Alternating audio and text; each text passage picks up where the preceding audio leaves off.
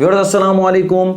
Real estate sector में काम करने वाले कई रियल एस्टेट एजेंट्स आपको मिलेंगे जो कि बड़ी अच्छी ट्रांजैक्शन करते होंगे, बड़ी अच्छी डीलिंग करते होंगे, लेकिन उनमें भी यूनिक वो होता है जिसको प्रॉपर्टी के डॉक्यूमेंटेशन के बारे में पता होता है।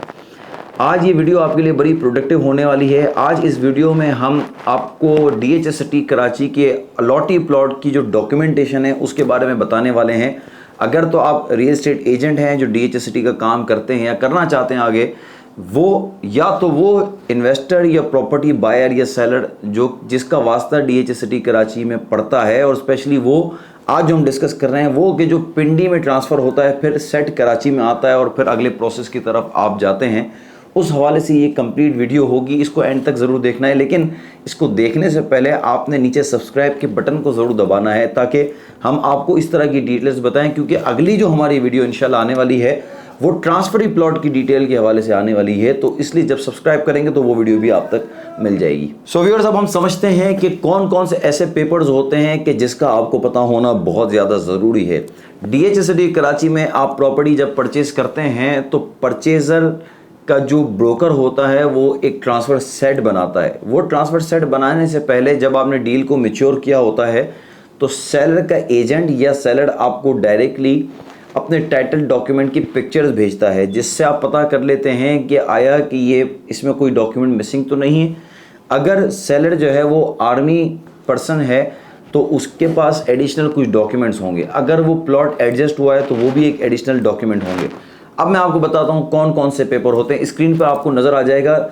इंटीमेशन लेटर वो होता है, इन्फॉर्मेशन लेटर वो ओरिजिनल होना लाजमी है। इसके अलावा वैलिड NOC ये होना लाजमी है जो कि GHQ से मिलती है अलॉटी अफसरान को। वो अफसरान जो कि या तो आर्मी हो चाहे नेवी अफसरान हो, उनको NOC मिलती है। इसके अलावा अगर तो प्लॉट किसी सेक्टर से किसी सेक्टर में एडजस्ट हुआ हो तो वो एडजस्टमेंट लेटर भी ओरिजिनल होना लाजमी है।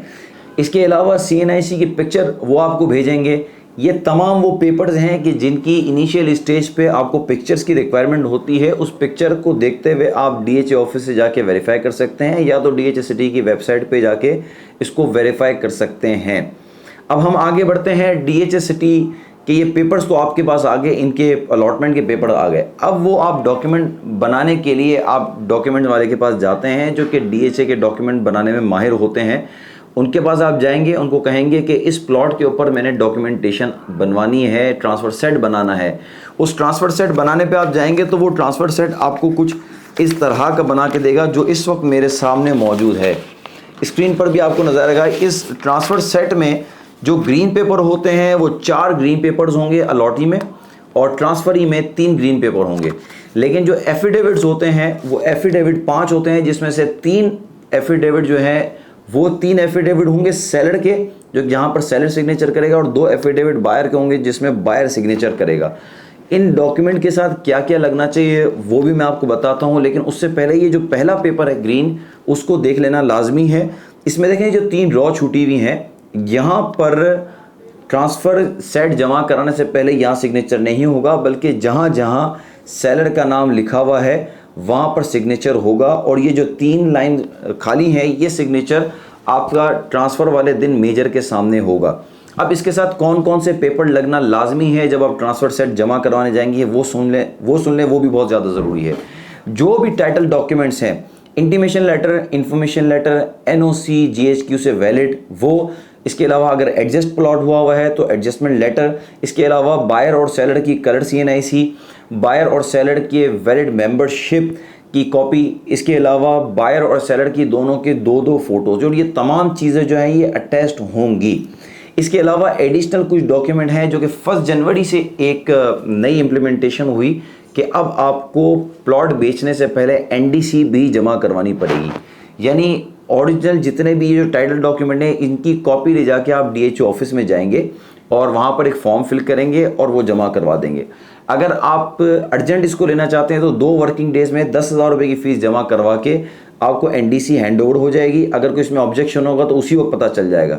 अगर आप नॉर्मल डेज पे जाते हैं, ये वो तकरीबन 5 वर्किंग डेज हैं, तो 5000 रुपीज़ की फ़ीस है और वो आप एनडीसी आपको मिल जाएगी। जो डेट इसमें होगी कलेक्शन की वो एनडीसी मिलेगी और एनडीसी का ओरिजिनल पेपर भी इन तमाम पेपर्स के साथ जब आप ट्रांसफ़र सेट जमा करवाएंगे तो ये पेपर भी वहाँ पर जमा करवाना लाजमी होगा।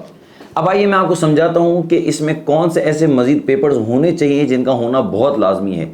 ये चूँकि अलॉटी प्लॉट है और ये ट्रांसफ़र हुआ था पिंडी ऑफिस में, तो जब पिंडी में ट्रांसफ़र होता है तो पिंडी में अगर ट्रांसफ़र होगा तो उसकी एक एडिशनल स्लिप होगी, वो पिंडी ट्रांसफ़र की 5000 रुपीज़ की स्लिप होना लाजमी है जो कि वहाँ पर पे कर दिए गए हों।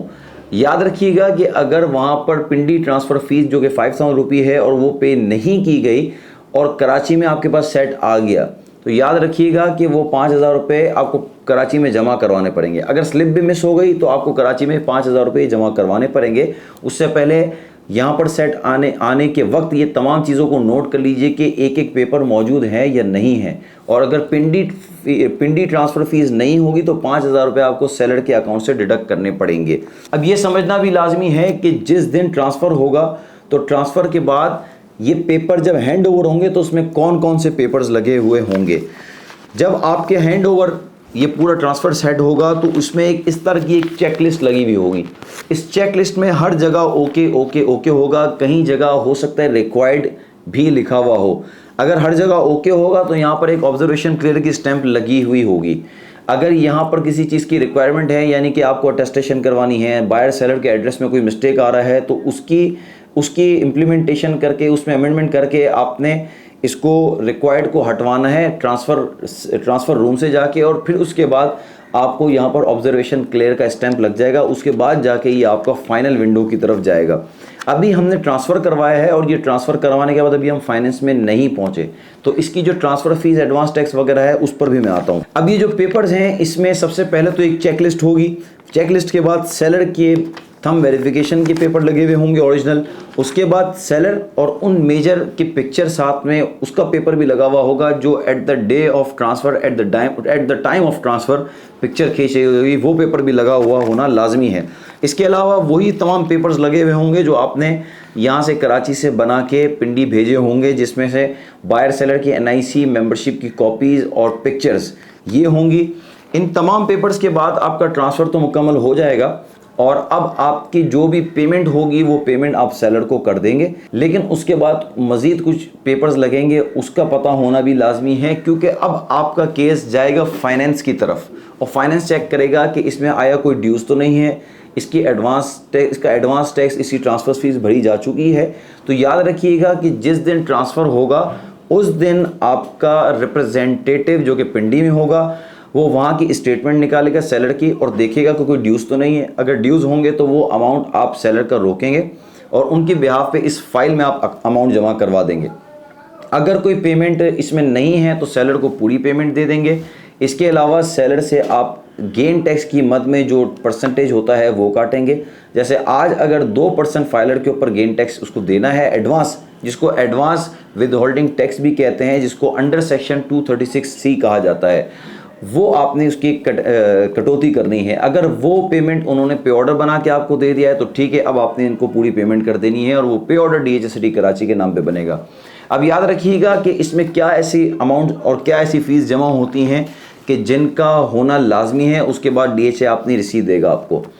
इसमें आपके जो पेमेंट जमा होगी वो पिंडी ट्रांसफ़र, जैसे मैंने बताया पिंडी ट्रांसफ़र फ़ीस 5000 वो आपके लाजमी जमा होना ज़रूरी है। इसके अलावा आपका जो अगर ड्यूज़ कोई बाकी है या सरचार्ज या कोई इंस्टॉलमेंट है वो लाजमी जमा हुए होने चाहिए। इसके अलावा एडवांस टैक्स बायर की तरफ से, एडवांस टैक्स सेलर की तरफ से और ट्रांसफ़र फ़ीस ये बायर की तरफ से, ये अमाउंट जमा करवाने के बाद आप फाइनेंस में अपने केस को लेके जाएंगे। और एक बात यहाँ पर ज़ेरे गौर है और ये बात याद रखिएगा कि जब भी अलॉटी प्लॉट हो तो जितनी भी इंस्टॉलमेंट उन्होंने बैंक में जमा करवाई हों उसकी ओरिजिनल रसीदें होनी चाहिए। जैसे इस वक्त मेरे पास ये तमाम ओरिजिनल रिसिप्ट हैं, अगर इसमें से कोई एक भी मिसिंग होगी तो मैं उस वक्त तक सेलर को पेमेंट इस रसीद की इंस्टॉलमेंट की नहीं करूँगा जब तक वो DHA से कॉन्ट्रा चेक नहीं हो जाता। वो चेक हो जाने के बाद पूरी इंस्टॉलमेंट क्लियर हो जाने के बाद अब मैं सेलर के अकाउंट में अगर कोई 3 मिसिंग है, 2 मिसिंग है और डीएचए ने उसको ओके कर दिया है तो फिर उनके अकाउंट में मैं अमाउंट लगा दूंगा और वो मुकम्मल हो जाएगा।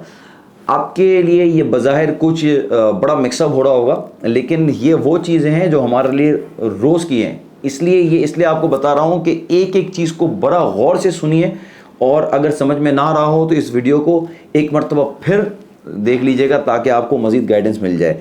इसके अलावा जब आप फाइनेंस में केस दे देंगे तो फाइनेंस वाला आपको ये टोकन देगा, ये टोकन आपको मिलेगा और ये टोकन मिलने के बाद डीएचए का फाइनेंस आपको कहेगा कि या तो आप 24 घंटे के बाद आइए या 36 घंटे या 48 घंटे के बाद आइए। जब आप वापस पहुंचेंगे तो डीएचए का फाइनेंस जो है वो मुकम्मल तमाम चीज़ें करने के बाद आपको ये पूरा सेट आपके हैंड ओवर कर देगा और ये पूरा सेट हैंड ओवर करने के बाद आपसे कहेगा कि अब आप जाइए और नेक्स्ट विंडो में अपना केस सबमिट करवाइए।